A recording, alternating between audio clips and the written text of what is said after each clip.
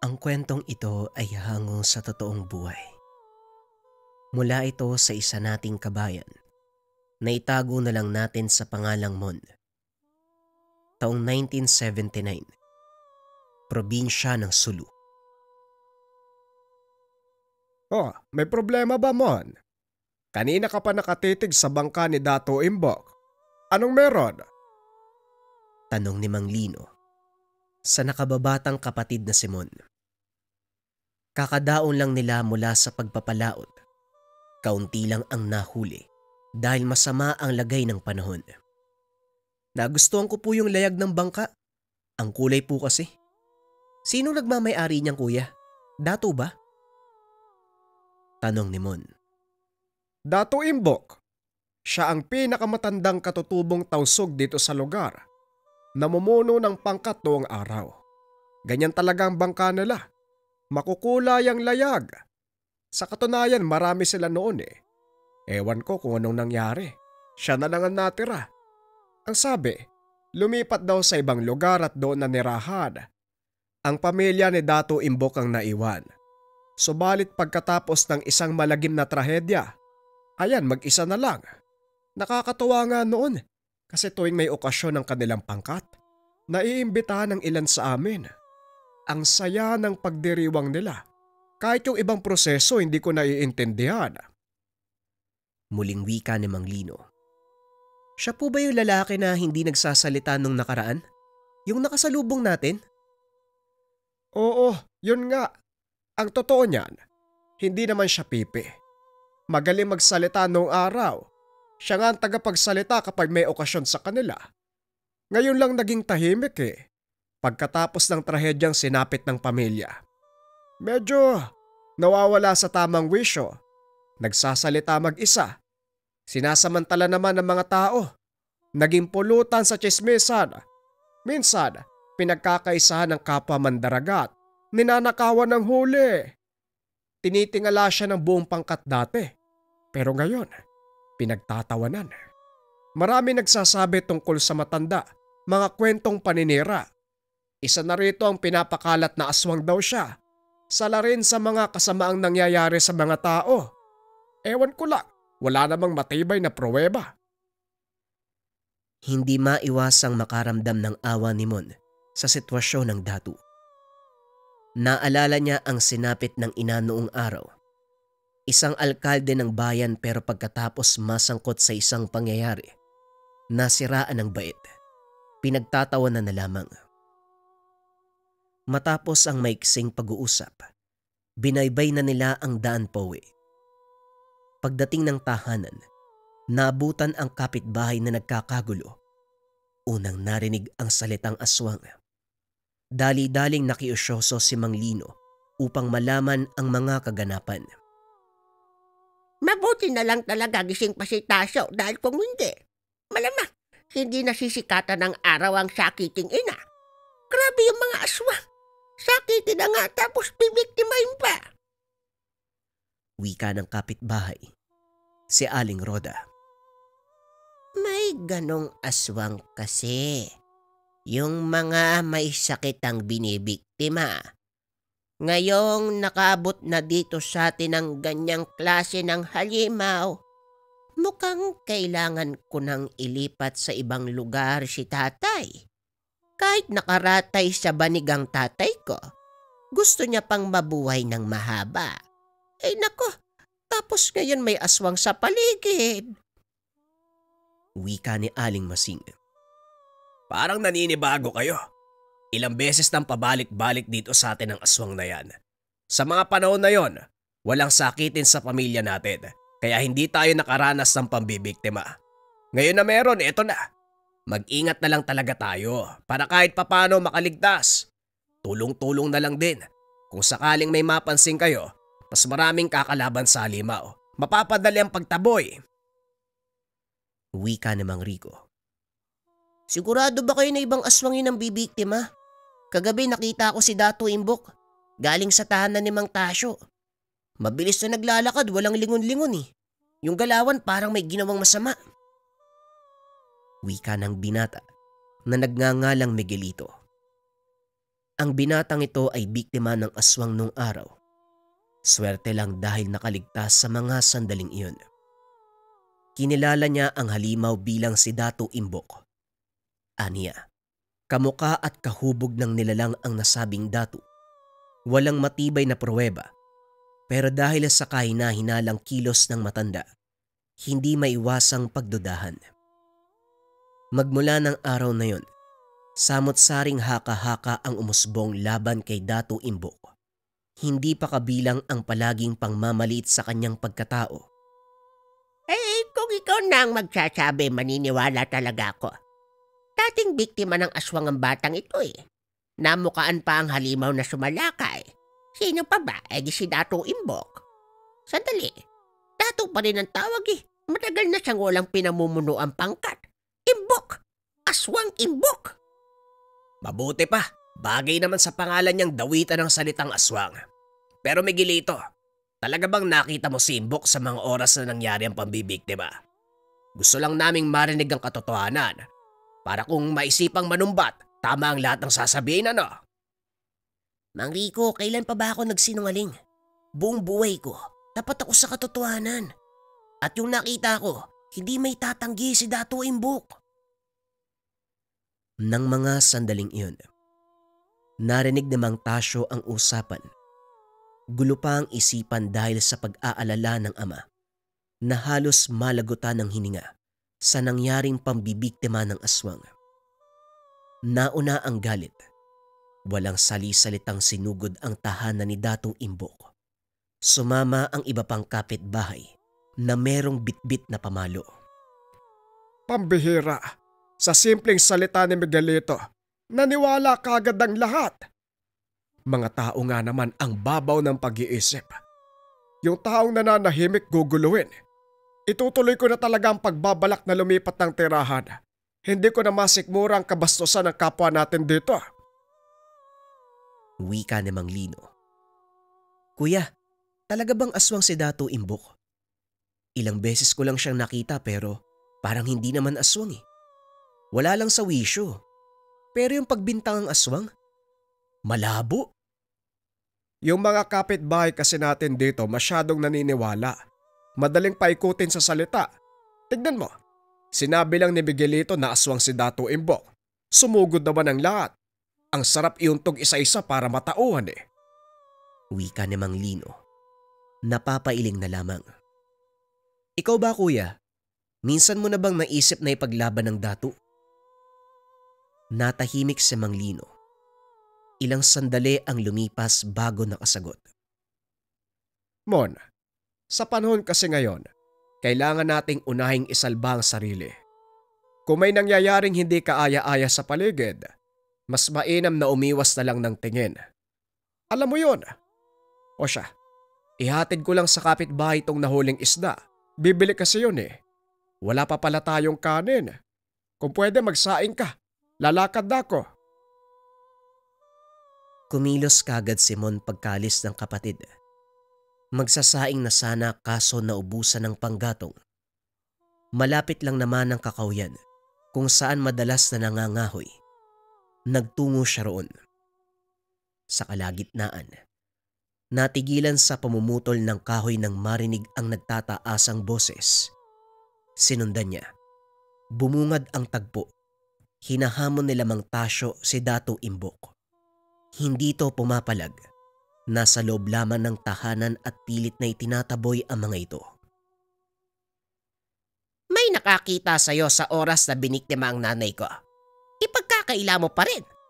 Dato Imbok, lumabas ka riyan. Mag-usap tayo ng harapan. Huwag mong intayin na maubos ang pasensya ko. At baka makagawa ko ng bagay na pagsisisihan mo habang buhay. Wika ni Mang Tasyo. Iho, ano bang nagawa ko mali para pumarito kayo at manggulo?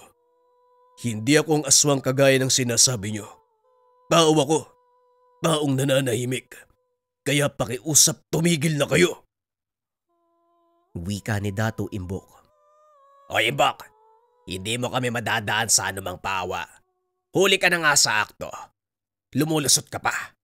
Ilang beses ka nang nakita ni Miguelito. Ipagkakaila mo pa. Ang lakas din ng loob mo ah. Patikimin na natin. Hindi na pwedeng ganito na lang palagi. Ilang beses na natin pinagpapasensyaan ng taong yan. Tasyo, pasukin natin yung bahay. Wika ni Aling Roda. Kagaya ng sinabi, pinasok nila ang tahanan ni Dato Imbok. Pero sa pintuan pa lang, napasigaw na ang lahat sa sakit pagkatapos tamaan ng sumpit sa iba't ibang bahagi ng katawan. Ang iba ay nagmamadaling lumabas. Samantalang ang ibang katulad ni Mang Tasyo ay sumubok na lapitan ng Dato. Bago niya mahampas ng dalang kahoy, naunahan siya nito. Isang suntok lang, bumulagta at nawala ng malay. Nagulat ang lahat, nanlaki ang mga mata habang nakatingin sa matanda. Anong nangyari? Napatay niya ba si Tasyo? Hindi na kumikilos. Wika ni Aling Masing. Malay ko, bahala na kayo dyan. Basta uuwi na ako. Masakit ang supit. Wika ni Aling Roda. Dali-daling umalis kahit paika-ikang naglalakad. Sumunod naman ang iba. Iniwanan ang walang malay na si Mang Tasyo. Kahit si Mon na nakatingin sa unahan, hindi makapaniwala sa nasaksiyan. Makalipas ang ilang sandali, lumabas si Dato Imbok. Pakamot-kamot sa ulo, habang hinihila palayo ang nakahandusay na si Mang Tasyo. Isinandal niya ito sa puno. Ipinatong nito ang palad sa ulo ng walang malay na matanda. Kalaunan ay inihipan, may kung anong binigkas. Pagkatapos ay iniwanan. Nanatili sa lugar si Mon, tahimik na pinapanood ang kilos ni Dato Imbok. Inayos ng matanda ang bitag na nasira sa pagpasok ng mga tao kanina. Nilagyan muli ng sumpit. Hindi madaling mapansin dahil tagong-tago. Pero kapag naapakan, paniguradong matitikman ang tulis ng mga ito. Ilang sandali pa ang lumipas. Nagulat na lamang nang biglang magbago ang ugali. Nawawala na naman ang wisyo. Binabasag ang gamit. At saka nagsasalita ng mga kataga na hindi naiintindihan. Dali-daling umalis si Mon sa takot na makita. Nagbitbit na kasi ng sumpit ang matanda. Hindi nais sapitin ang nangyari kina Mang Tasyo. Pagdating ng tahanan, sinalubong siya ni Mang Lino na kanina pa naghahanap. Saan ka ba nang galing? May dala kang itak. May ginawa ka ba? Wala naman po. Mangangahoy sana ako eh. Kaso may narinig ako doon sa gubat. Hindi ko na tinuloy, natatakot po ko eh. Palusot ni Mon. Yun lang pala. Akala ko kung ano na. Baka may naligaw na mabangis na hayop. Ganyan naman talaga sa gubat. Nung araw nga, hinabol ako ng baboy ramo eh. Hindi mo na kailangan mangahoy. Meron akong nabitbit na iilang sanga habang pauwi. Halika na rito sa loob. Napabuntong hininga si Mon. Sumunod sa loob ng tahanan. Kuya, ang totoo niyan. Habang nasa gubat ako, nakita ko si Mang Tasyo eh. Sumugod sa tahanan ni Dato Imbok. Sino po ba talaga yung Dato na yun? Bakit parang meron siyang kakayahan na hindi taglay ng ordinaryong tao? Diretsyong napatingin si Mang Lino sa kapatid. Hindi inaasahan ang tanong nito. Hindi naman ipinagkait ang katotohanang nalalaman. Mon, si Dato Imbok, hindi lang basta-bastang katutubong tausog. Isa siyang antingero. Nalaman ko ang bagay na ito dahil matalik na magkaibigan ng Dato at si Lolo Iko noong araw. Ang sabi ni Lolo, magaling, mahusay at malakas na antingero si Dato Imbok. May tangan siyang anting-anting na nagbibigay ng pambihirang kakayahan. At ang nag-iisa niyang sandata, ang sumpit. Ito ang ginagamit na panugis sa pagpuksa ng mga nilalang. Malupit ang sumpit. Pwedeng ikamatay kapag natamaan. Biglang kinabahan si Mon nang maalala ang sinapit ng grupo ni Mang Tasyo kanina. Tinamaan ng sumpit. Maging si Mang Tasyo, hindi niya alam kung nagkamalay na ba ito. Kuya, tinamaan ng sumpit si Mang Tasyo eh. Mamamatay po ba sila? Ay hindi naman siguro. Patikim lang yon. Hindi kailanman gagamit ng nakakamatay na sumpit si Dato Imbok sa ordinaryong tao, kahit pa minamaltrato siya. Ganyan kabuti ang dato, kaso sinasamantala ng mga walang yang tao. Wag mo na sana silang isipin, mababaliw ka kapag ganyan eh. Mahirap intindi ng mga ugali. Wika ni Mang Lino. Tumango si Mon. Pagkuway inalis sa isip ang kaganapan, inatupag ang mahalagang gawain. Lumipas ang ilang araw. Hindi matahimik ang mga tao sa muling pagsalakay ng mga nilalang. Marami sa mga alagang hayop ang nadali. Karamihan ay baka at kalabaw. Isa sa nagmamay-ari ay si Mang Rico. Pero ang mas malagim ang sinapit ng ina ni Mang Tasyo. Nasawi sa puntong iyon. Sabi naman kasi sa inyo tuluyan na ninyo si Dato Imbok. Hinayaan yung maisahan tayo kaya ganito ang nangyari. Binalikan tayo. Mas matindi yung ginanti Hindi lang mga alaga ang namatay. Maging ang nanay ni Mang Tasyo. Kung noong araw, nagawa nating patahimikin ng matandang yun, hindi sana abot sa ganito. Kasalanan nyo yan Natamaan lang ng sumpit, nagtakbuhan pa kayo. Hoy Miguelito, kung makapagsalita ka parang hindi masakit ang sumpit Palibasa puro kadada. Hindi naman tumutulong. Baka nga hindi naman totoong aswang si Dato Imbok. Ikaw lang tong gumagawa ng kwento. Nagulat ang lahat nang marinig ang sinabi nito. Alam nila ang ugali ng binata. Kung ano-ano ang salitang pinaparatang sa taong hindi nagugustuhan. Ito rin ang nangunguna sa panghuhusga kay Dato Imbok. Rico, nalunok mo yata ang sumpit. Bakit parang ipinagtatanggol mo si Imbok? May lasod ba yung tumama sa'yo para magkaganyan ka? Wika ni Aling Roda. Naisip ko lang kasi itong si Miguelito. Hatid ng kung ano-anong salita laban kay Dato Imbok. Tapos kapag nagalit tayo sa matanda, may gagawing hakbang, nawawala na lang bigla. Para bang ginagamit lang tayo para sa pansariling hangarin. Umaming ka ng bata ka. O bakit naman ganyan? Parang ako yung pinagdududahan nyo Kayo na nga tong binibigyan ng impormasyon, tapos babaliktarin nyo pa ako. Tama na. Nasa lamay tayo ngayon ni Nanay. Respeto naman. Malalaman din natin kung ano ang katotohanan. Kung aswang nga ba talaga si Dato Imbok, hindi ko siya mapapatawad. Ako pa mismo ang papatay kapag napatunayan.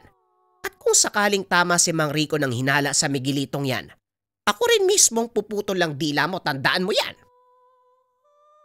Natahimik ang lahat. Wala ni isang nagsalita.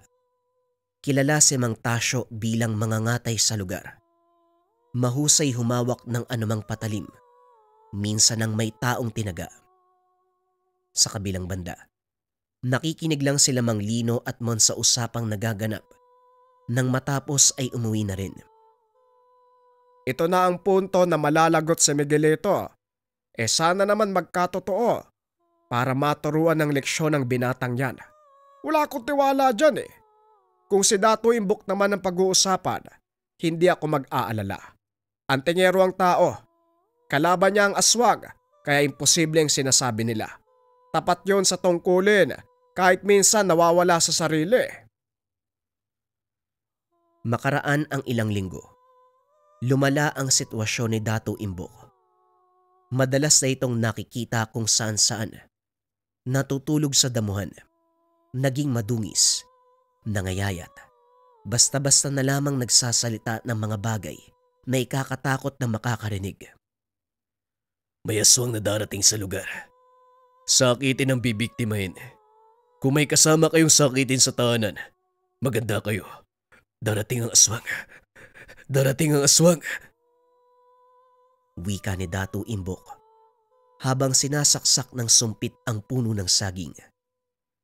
Marami pa itong sinabi pero hindi maintindihan dahil nag-iiba ng lingwahe. Ay nako, tuluyan na ngang nabaliw ang kawawang dato. Sayang, ang bait pa naman na tao niyan Sino na lang ang magpoprotekta sa mga tao laban sa aswang kung ganyan ang kalagayan niya? Ay nako naman. Napabuntong hininga si Mang Lino Umiiling habang nakatingin sa Datu, nanghihinayang sa kakayahan nito bilang antingero.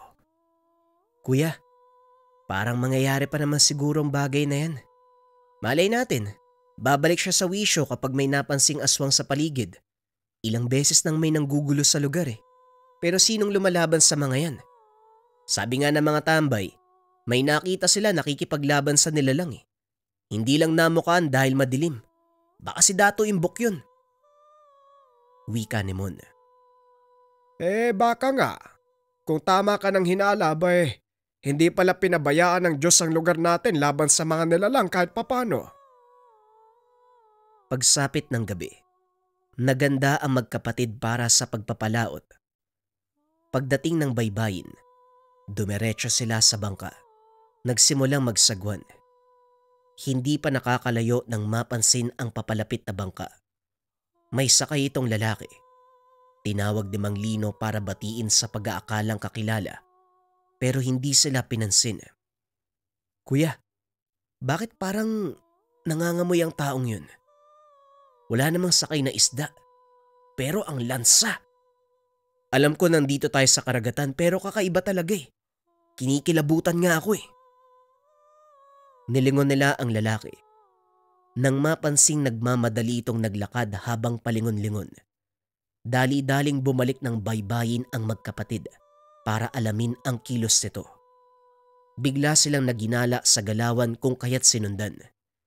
Dire-diretso ang lakad ng lalaki na parabang kabisado ang daan. Nang makarating sa mga bahay, nagtago ito sa kakawyan.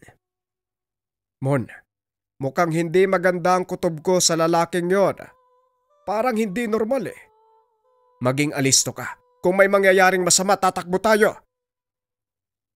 Pinagmasdan nilang mabuti ang lalaki. Wala pa namang ginawang hakbang. Nakatitig lamang sa bahay. Pagkalipas ng ilang sandali, napakusot na mga mata sila Mang Lino at Mon nang biglang nag-iba ang hubog nito. Mula sa pagiging tao, naging isang halimaw. Dali-daling gumapang patungo sa silong ng tahanan. Nagkatinginan na lamang ang magkapatid habang pinakikiramdaman ang matinding kilabot. Aswang po yun, hindi po ba? Tatakbo ba tayo, kuya? Teka, sandali. Si Dato Imbok yun ah. Tama ang hinala mo, Mon. Bumabalik sa wisyo matanda kapag may aswang sa paligid. Obserbahan muna natin. Minabuti ng dalawa na magtago habang nag-aantay sa susunod na mangyayari. Hindi nagtagal. Harapan nilang nasaksiyan kung paanong parusahan ni Dato Imbok ang kampo ng dilim. Naging maingat ang Dato sa kanyang mga kilos. Tinira ng sumpit ang nilalang.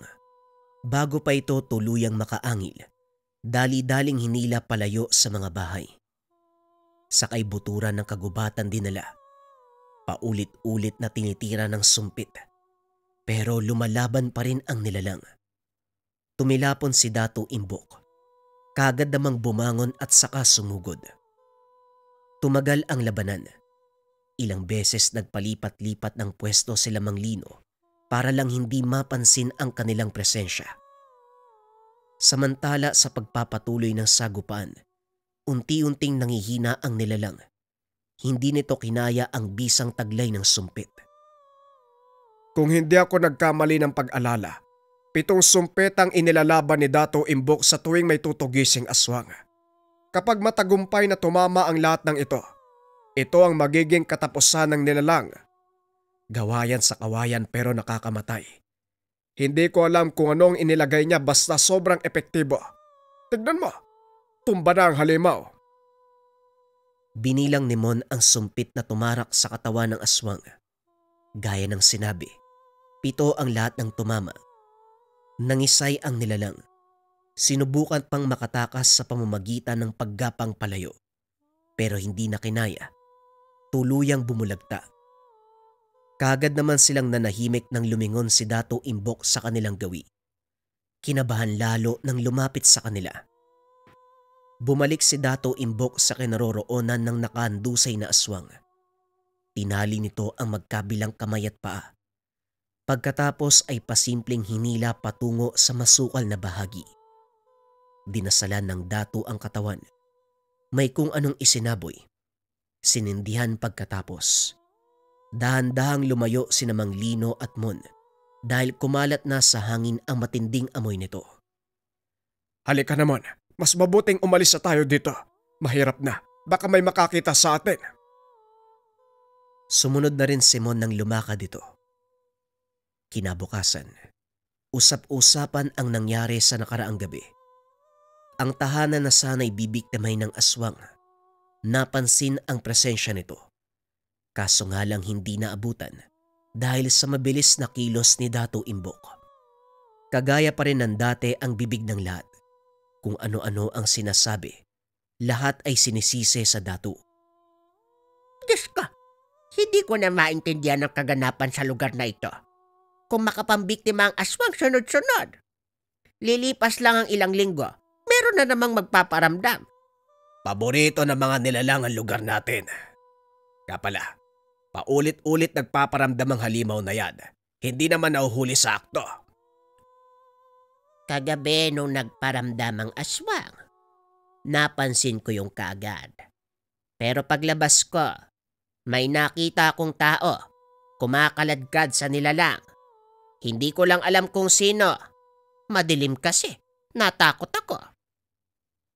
Wika ni Aling Lorna, ang may bahay ng tahanang bibiktimahin sana ng aswang. Sino? Sigurado ko, si Dato Imbok yun. Wala nang ibang... Isang salita pa, Miguelito.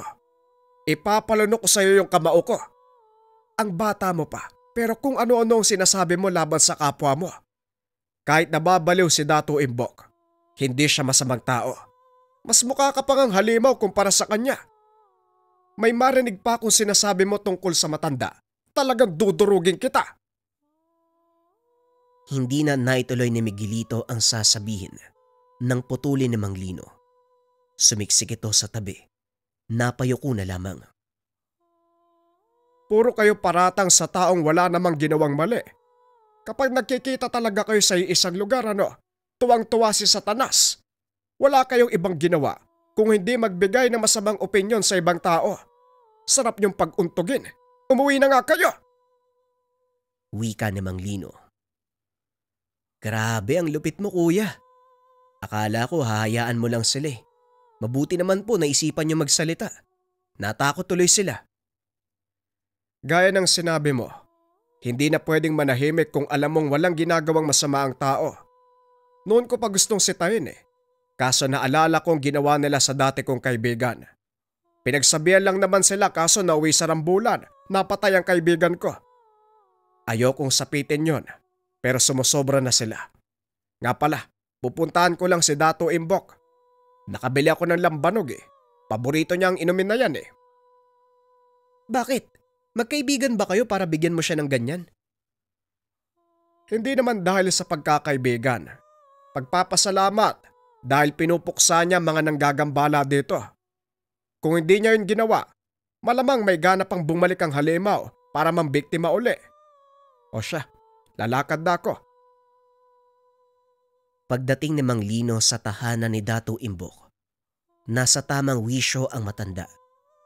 Kakagising lang at nakilala siya kagad. Nagkausap sila pero hindi kagaya ng dati. Naging matipid sa pagsagot. Inintindi ang matanda dahil maraming pinagdaanan sa mga tao. Nagpaalam na siya papaalis sa lugar. Paglipas ng mga araw naging payapa ang lugar. Paminsan-minsan may nagpaparamdam na nilalang. Unti-unti na ring nanumbalik ang lakas ni Dato Imbok. Sa katunayan, inaasikaso ito ni Mang Lino at Mon. Nagpumilit sila na alagaan ng matanda. Sa sariling tahanan niya pa rin nakatira. Hinahatidan lamang ng pagkain. Sa kabila ng lahat, hindi pa rin naapektuhan ang husay ni Dato Imbok pagdating sa usapin ng aswang. Kahit sa mga oras na nawawala sa sarili, alam na alam ang gagawin. Iisa lamang ang paraan ni Dato Imbok sa pagpatay ng mga aswang. Gumamit ng 7 sumpit, pangontra sa mga nilalang. Mga kabayan, meron pa tayong upload mamayang 8:30 dito pa rin sa channel ng Kwentong Bayan. Ang susunod na kwento ay tungkol sa katutubong mandirigma na merong gabay na gintong tikbalang. Kita-kits mamayang 8:30 PM.